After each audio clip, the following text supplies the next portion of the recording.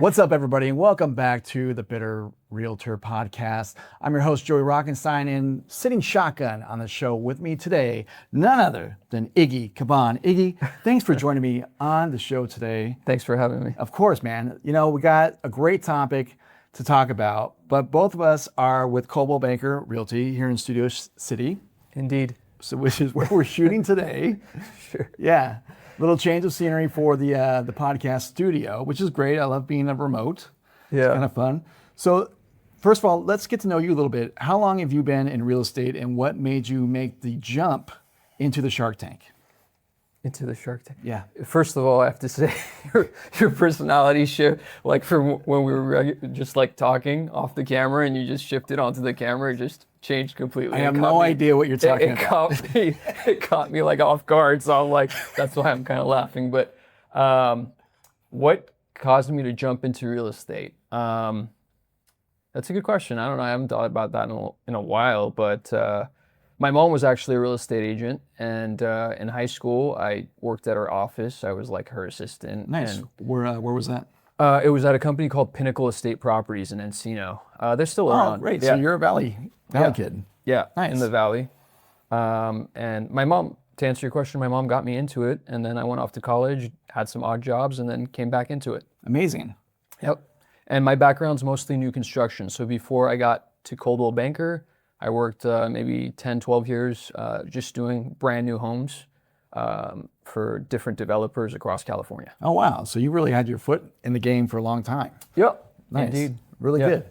All right. Well, like I said, we got a great topic for you, and Iggy is one who can speak eloquently on this topic, I would think. But first of all, in the real estate world right now, how are we looking as far as I know there's a lot going on in the world and interest rates keep fluctuating. What are we looking at today for the current interest rates? That's a good question. So we recently checked with our lender, our affiliated lender, Guaranteed Rate Affinity. Correct. Plug them really quick. And he said ranges depending on income, credit score, and various factors, but between 6 and 7%. With the sweet spot, I believe he said was what, 6.25 or 6.5? Around 6.5, I would say. Yeah. And it's great too, because whenever you ask a lender what the current rates are, I almost feel like they give a very politician-like answer. Yeah, it's they don't want to answer. It's not really anything direct. It depends. Yeah, what's their FICO score? Yeah, exactly. How much down are they putting? So Bruce was kind of telling us a ballpark from anywhere. It's essentially anywhere from 6 to 7%, depending on your FICO score, how much down payment you're putting down, exactly, how many kids that you're willing to sacrifice at the time. Sure. So it's all that's kind of like the game as far as like how things are relevant with the interest rates. But with that being said, real estate is still moving. Like sales are happening, the houses are being listed for sale. Like things are going on with all the craziness in the world. So people still need a place to live. Yeah, right. Exactly. And what better place to live, everybody, than Sherman Oaks? Right. That's basically what our topic is today. That's where he lives. I live in Sherman Oaks, and we are happy to give you reasons to relocate to Sherman Oaks. It's a great neighborhood. I mean, I remember growing up here, going to the Galleria and just hanging out. Sherman Oaks was the place to be as a kid, even though I grew up in Woodland Hills, but I was always hanging out in Sherman Oaks. So you would migrate down to Sherman Oaks? Yeah, I would hop on the bus to hang out. I don't know if it still runs. But nice. Yeah. It's amazing. Well, like Iggy said, I live in Sherman Oaks. My wife and I bought our house in Sherman Oaks in 2015. Prior to that, we'd always lived on the other side of the hill. We call it the Westside. Westside. And, Westside at the time was the best side. I never thought that I would for sure relocate to the Valley of all places. Yeah. I mean, even specifically, I remember one time my wife used to be a jewelry rep, and I drove her to the Burbank airport. She had a flight like at 7 a.m. I was on Ventura Boulevard trying to get back over the hill, and I called her while she was waiting for her flight. I'm like, there is no way that I would ever consider living in the Valley because I'm stuck over here and I can't get back over the hill. Like I can't get on the 405, I can't get over the canyons. I was completely stuck on Ventura Boulevard in the rush hour traffic. And then sure enough, here I am. Yeah. I made it. I made the jump, and I love it. I do. It's great. Sherman Oaks is an awesome place. And I think one of the reasons is affordability. 100%. You get a lot more bang for your buck in the Valley than you do in the city.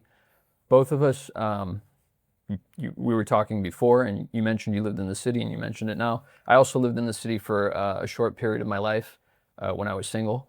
So I know how What part? expensive in my mid to late 20s. Nice. Yeah, but to answer your question, I lived in West Hollywood. Okay. So Very popular area, very trendy. yeah, exactly. A lot of bars, restaurants, fun place to be when you're young and possibly older. Right. But once you decide you want to buy a place and settle down or maybe have a family, the Valley pretty much made more sense financially. Absolutely. Yeah. I mean, my wife and I were in the exact kind of same situation where when we finally decided that we wanted to buy a place, and we're looking over on the west side, and we're just looking at condos at the time. Sure. And we're like, there's no way that we can afford this. It was insane. Yeah. So, and I don't Especially if you don't have any help. I mean, a lot of people are fortunate. They have their parents or somebody that's willing to Correct. help them out. Yeah. But if you don't have that, you got to stop wasting money on rent and get in somewhere. I don't even remember like how we actually started like having the conversation about coming to the Valley, to look, but it just kind of like organically happened. And we started looking over here in the Valley, and magic did happen where we're looking at a neighborhood that a house popped up for sale that was like reasonably priced, at least at that time in 2015. And we're like, let's just go for it. And it worked out really well for us. But if that hadn't happened, we probably would have gone the condo route over in the Valley as well, which would have been fine completely. But we just happened to luck out. And it was because of the affordability. Right. So I actually started out in the Valley as well, but I didn't buy a house. I bought a condo. Okay. And then after being in the condo for, I want to say 5 years, I had built up enough equity that I was able to sell that condo and purchase a house. Great. And for those of you who don't understand the whole equity game, could you explain that a little bit, like how that worked? That's a good question. So when I bought my house, I bought it for about $500,000, my condo, sorry, for $500,000. And I bought it in 2019, actually. And how equity works is you're making the monthly mortgage payments. And in the beginning, depending on the type of loan you have, you're paying down the principal slowly, little by little. Right. And you're hoping the house appreciates. Now, between 2019 and 2025, the market obviously went up a lot, and the value of my house went up a lot. So even though I bought it at 500, by the time I was ready to sell it, it was worth 700. Amazing. So, yeah, that's really good. I got a good deal. So that's not typical, but the longer you hold the property, the more you're hoping the value will go up, and the space between the amount you owe to the bank and the amount that you sell the property for is called equity. And a little fun fact too, right now, nationwide, they say that there's an average of 63% of homeowners have a substantial amount of equity in their house. Right. Which is good to know, because a lot of people will, play into the rumors that are going on, like, oh, there's going to be another wave of foreclosures and like the housing market's going to tank. It's not. And that's one of the reasons why, is because people have so much equity in their houses, they have the option to, if they, get in a bad place, they can sell and cash out. Right. Well, even to your point, even the people that are like, say it's going to crash or whatever, it doesn't make a difference because you need somewhere to live. And would you rather build your own piggy bank, or would you rather pay the landlord's piggy bank and build his equity? Absolutely. That's a conversation I've had with clients all the time. It's like, do you want to keep paying your landlord's mortgage, or do you want to pay your own mortgage? Yeah, exactly. So over time, since I was a little kid, I remember my parents bought their house in Woodland Hills for like $240,000. And now their neighbor's house sold for like 1.8. So just over time, the value goes up. Even if the market takes a little dip, the value of the dollar is going down. So you might as well park your money into something. Absolutely. But I digress from our No, but I to mean, Sherman I think Oaks. that's an important point to make, and kind of like getting back to our topic about Sherman Oaks, the affordability is a huge thing. Interest rates are a huge thing, but also you've kind of seen like the evolution of the Valley happening since you are a Valley native, so to speak. Can you kind of like talk about that, like going to the Galleria, like when you were, a teenager, and kind of like how things are now, and like how things have been built out so much and land has been developed. How would you like? People just need a place to live in general, right? So they need places to build homes. Right. So the Valley has changed a lot since I was a kid. I don't remember as many people. There were a lot less people when I was growing up. I bet. But even though I haven't been around that long, but still, there are a lot more people that are moving out of, I guess, the West Side. They're moving towards the Valley, and they're moving out because because of not only affordability, but the amount of people that are in California, Los Angeles is still growing, even though you've heard that people are leaving the state, but I don't think that's happening here in LA. I think the population is growing in LA. So to answer your question, when I was a little kid or younger, and I would come to the Galleria, we would just it was before cell phones. So people would just say, hey, there were cell phones, but they're not what they were today. They would say, hey, what's up? Let's meet at the Galleria. Cell phone, like the big one. You would talk. You would talk on the cell phone. You wouldn't text. You wouldn't see anything. And we would all meet at the Galleria, and your mom would give you like $20.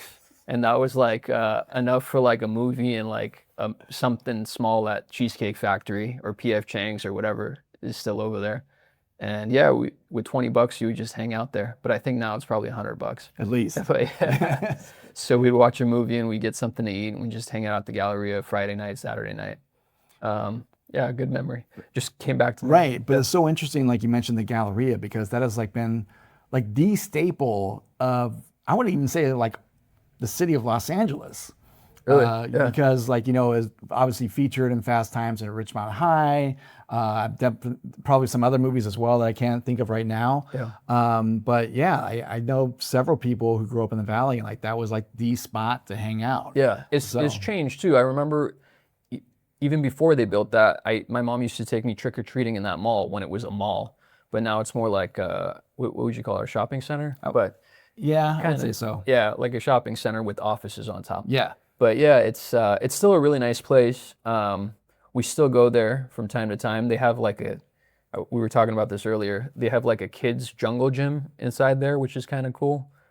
So little kids go and play. It's like an indoor playground. Right. That's what they call it. Right. Yeah, indoor playground, and that's a lot of fun for the kids. But yeah, it's come full circle. My mom used to take me there, and now I'm taking my kids there. Oh, that's interesting. So yeah, it's a nice place. Yeah, my family and I go to the Regal Cinema there all the time. That's like our main movie-going spot. Yeah. And I'm very grateful for the Regal. It used to be ArcLight. Yeah. And then ArcLight unfortunately went out, and Regal kind of like stepped in. And they're doing well. Like they just did a complete renovation of the entire theater space, and now it's like all recliner seats and 40X and It's super nice. Yeah, all the advanced like technologies of movie theaters now is in that spot. And you never have to worry about parking. I know sometimes I go to the mall in the city and I can't find parking. Yeah, it's so good. It used to suck. Yeah. Because like they used to have valet parking, which obviously is good if you're into valeting, but then like I think it was the pandemic kind of shut all that down, and then they never brought the valets back. So now there's just like ample parking for everybody for free. Yeah. It's great. It is awesome. Is there, I haven't been there in a while. I mean, to this, is there still a gym there? Yes. Yes. It's 24-hour fitness. Okay. I haven't been to that gym in a while, but yeah. It's interesting because like, retail has obviously taken a hit, especially because of, 2020. Yeah. So that part of the Galleria has kind of like died out. But everything else there, like restaurants, the gym, the movie theater, is still really thriving. Yeah. So there used to be a Tower Records there too. I don't know if you remember. Probably. I don't remember that, but I bet there was. Yeah. Are they bringing back like a furniture store in the front? Did you see? When was the last time you were there? I haven't really been paying attention to that part of it, but I didn't see anything last time we were there, and it was recently. Yeah. But it's funny you mentioned that because the furniture store that was there was called Urban Home. Oh, right. Okay. They're still available online, but they shut down all their stores. Yeah. But that was the place that my wife and I bought the majority of our furniture for our house. So it's like crazy. That's cool. Yeah. No, it's a good spot. That's awesome. But Sherman Oaks has so many other things to offer too. Like one of our favorite spots is Castle Park. Yeah. Which has been there for, I'm sure, just as long as the Galleria probably. Yep. If you don't know Castle Park, it's a miniature golf. Arcade And batting cage. Yep. It's amazing. And we can literally spend like a couple hours just in the arcade alone. Yeah. And spend at least $75 on arcade games. Get some tickets. Right. Yep. That's fun. We love that. So like Sherman Oaks is like a very family friendly neighborhood. Right. Because it has a lot going for it. There's tons of bars and restaurants along Ventura Boulevard. Yep. Some have died out. Sure. Like the Sherman was one of our favorite restaurants. That's no longer there, but it was replaced by a new restaurant called Daisy, which is great. There's laser tag in Sherman Oaks, which we love doing. Yeah. And there's also great schools. Yep, Like absolutely. The public school system in Sherman Oaks is fantastic. Yes, it's LAUSD, which a lot of people do frown upon.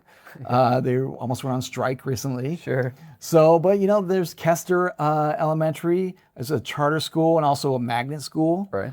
There's Sherman Oaks Elementary and there's Chandler. Right. So all of those, vary anywhere from like 8 to 10 on great schools. Great schools, yep. So high ratings.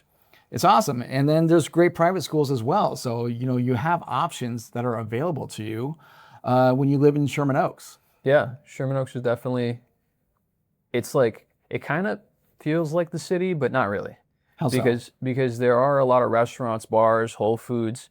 If you drive to the next town over, there's also Air One, which is in the city. But yeah, and I'm talking about Studio City as the Air One. But still, it's like within minutes. It's not like you have to drive across town to get to Ralph's or whatever. Right. Everything's like really close. But that's another great point too, because of course there's traffic no matter where you go, but I feel like traffic in the valley is so it's much less. minimal compared to what I was dealing with before on the west side. Yep. So on the west side, I would try to take Fountain Avenue. That would be like the big secret, but everybody knew about that secret. Yeah. To Not a secret anymore. Yeah, try to cut across town. Yeah. But here in the valley, you're like sometimes they're rush hour type traffic, but it's nothing to what I was experiencing on the other side, where it would take like an hour to get home sometimes. Definitely. So, which is great. And there's parking. Yeah. Like you can find parking on the street. Like there's so many of these things that you just didn't even think about. Right. Because they're so available here. Right. Whereas like you go on the west side and everything's metered. Like you gotta pay for everything, and then You gotta go in the parking structure and Yeah. pay. Yeah. It's insanity. Yeah, that's a big thing here. Parking real estate. It's fairly available. I mean, it's getting more busy, but it's not as hard as the city. Right. Definitely a lot less. Excuse me.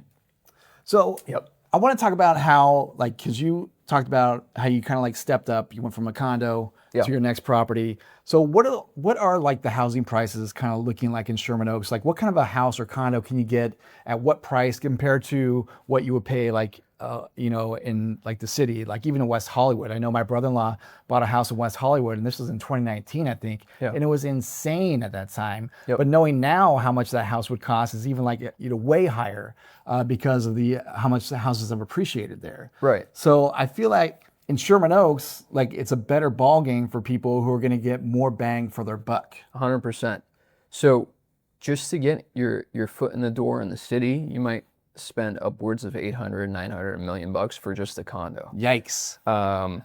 Depending on the part of the city, of course. Right. But in Sherman Oaks, which we've already established has good schools, good for family, good shopping, close proximity to other valley cities and the 405 freeway, you can get maybe a 2-bedroom condo for $550,000, $600,000, which is not bad to start. Right. And if you want a 3-bedroom, you can get something a little bit bigger. Houses, of course, for like a starter house or a fixer-upper, you're going to be above $1 million, maybe 1.2, 1.3. But still. And that's for at least like a 1,500, like 3-bedroom, 2-bath 3-bedroom house. Yeah, right, 3-bedroom house. Sherman Oaks is a very desirable Sherman Oaks is a very desirable place, and a lot of people are becoming aware of that, which is what keeps the prices steady and increasing. Just again, to get your foot in the door, I would recommend, if you can't afford $1.3 million, to just get into a condo and follow my path or many others' paths, where you build some equity and you use that equity to purchase your dream house or your future house. But to answer your question, the house condo prices start around $500,000. That's interesting too, because a lot of people kind of maybe think that their first property that they purchase is going to be the forever property, and they don't really think about it as like maybe that's the stepping stone to like bigger and better. Right. So once you have your family, I feel like your priorities change. Maybe you don't want to move around as much, but when you're young or when you're single, you have the ability to just pick up and move or travel or do whatever. So on average, people move between 5 and 7 years when they're younger, and when they get older, they stick around for longer. Right. That's interesting because that brought back a memory when I was single and when I first moved down to LA, which was in 1998. I literally moved every year, I think, for at least the first 6 years or so, because I could, and I didn't have a lot of stuff. So I literally had a Mazda pickup truck where I could just throw my bed and everything I owned at the time in the bed of the truck, and I would move to the next apartment that I was living in. Exactly. So, and I lived all over LA because of that, which I kind of liked. You know, I got to experience like different areas of Los Angeles that I probably normally would not have if, you know, circumstances were different. So See where you fit in. Yeah. I moved around as well, but it was for work. Every year and a half, I would get up and move to another city because I was doing the new construction. But yeah, so when you're younger, you're able to move around a lot easier. So I tell all my friends and family and clients, just get your foot in the door, get a piece of property wherever you can, and then build your equity slowly. And then once you can cash out that equity, get your dream house. Right. Yeah. But with that being said too, like we're identifying the affordable parts of Sherman Oaks, but there 100%. definitely are more affluent areas of Sherman Oaks that, you know, obviously are going to be like the $2 to $3 to $4 million mark. Yeah. 100%. Actually, today's Tuesday. We went to open houses. I'm sure you did as well. Yeah. A lot of the new construction out here is north of 4 million. Like brand new 4,000 or 5,000 square foot houses, pools, beautiful stuff. Anything south of the boulevard, you're probably going to spend closer to 2 million or higher. And the boulevard, I'm talking about Ventura Boulevard. That's the boulevard here. So when I say south, it's south of Ventura Boulevard. And then even north of Ventura Boulevard, between, what would you say, Ventura and maybe Magnolia, you'll still, that's kind of like still $4 or $5 million properties. So. Yeah, definitely in that area as well. But you can still find $1.5 to $1.7 million between Ventura Boulevard and Magnolia. But they're not going to be new construction. And the way to be able to identify and locate those properties is to get a realtor who kind of like knows those pockets. Yeah, it would be best to find somebody that knows the area, so they can guide you to the schools that you mentioned if you want to be in a particular school district, or if you want to be walking distance to the different bars or restaurants or Whole Foods, right, or wherever you want to be next to. But yeah, absolutely. Well, I mean, because that's so true though. Because I mean, on people's needs and wants list, they will have things that they want to be close to or walking distance to. Right. I've had clients tell me like, I want to be able to walk to Trader Joe's. Sure. You know, to do my grocery shopping, because I mean, parking at Trader Joe's is a nightmare. And I think we have 2 Trader Joe's in Sherman Oaks, right across the street from each other. It is the East Coast, West Coast Trader Joe's battle in Sherman Oaks. They're literally right across the street. Right next to the other mall. On Riverside. Yeah. Right next to the Fashion Square. Fashion Square, exactly. It's amazing. We have 2 malls. I mean, one of them is a shopping center. The Galleria is a shopping center, and we have the Sherman Oaks Fashion Square. Which is great because that's like more the traditional indoor mall. Yeah. Like the total vibe of like, you know, the escalators and like shops that are thriving and things like that. Yeah. So yeah, it's a cool spot. We go there a lot too, just to like walk around. Yeah. You've been to Panini Kebab? No. No, you should go. If you like Middle Eastern food, okay, I think you'll like it. It's one of my, it's kind of, they have 3 or 4 different locations, but it's one of my favorite spots. Nice. It's in the upstairs. No, it's downstairs. It's right by the, close to the Macy's. Oh, nice. Okay. Yeah. It's right aside. I'll definitely try that. That sounds good. Well, before we get out of here, we do want to talk about how Sherman Oaks is, you know, definitely developing as a neighborhood. And one of those developments is actually right by the Galleria. Right. Right? We're sticking to that area, huh? Yeah. Yeah, just around I mean, once you get a good spot, you don't want to leave it. You don't want to leave, right? All about location. Yeah. But I mean, I think that's such a good sign, though, that there's these developers who identified a spot that they feel somewhat confident in that they're going to, you know, get a return on their investment. Right. Side note, Sherman Oaks is pretty built up. So most of the development that's happening, as you're aware, is people are buying like single family homes and they're tearing them down and they're building like bigger single family homes. Got it. But when you find like a large piece of land that's empty, such as the one that's on Sepulveda, just north of Ventura, behind the Galleria. That was a bigger plot of land, so they're building mixed use in that area, which is pretty interesting. Yeah. So it's going to be like retail, apartments, water park. Well, I don't know about that one. Maybe you know better than I do. But Please put a water park. Yeah, we need it. Yeah, which is pretty crazy. That's so awesome. Well, guys, if you have any questions about relocating to Sherman Oaks or interest rates, serious. You get so serious. Go ahead. Sorry, I didn't. You got to have the outro in a serious mode. Go ahead. You can comment those questions. Just write them in the comments, ask us questions, and we'll respond back to you. I'm going to put our contact information in the description below, so you can reach out to me or Iggy with anything that you have, real estate needs, or if you need to talk to a specific lender to kind of like get your foot in the door to go and buy that condo so you can start building up some equity, we can direct you to the right people. Guys, for Iggy Khouban, I'm Joey Rockenstein. This is the Bitter Realtor Podcast. Why am I bitter? Because I'm a realtor.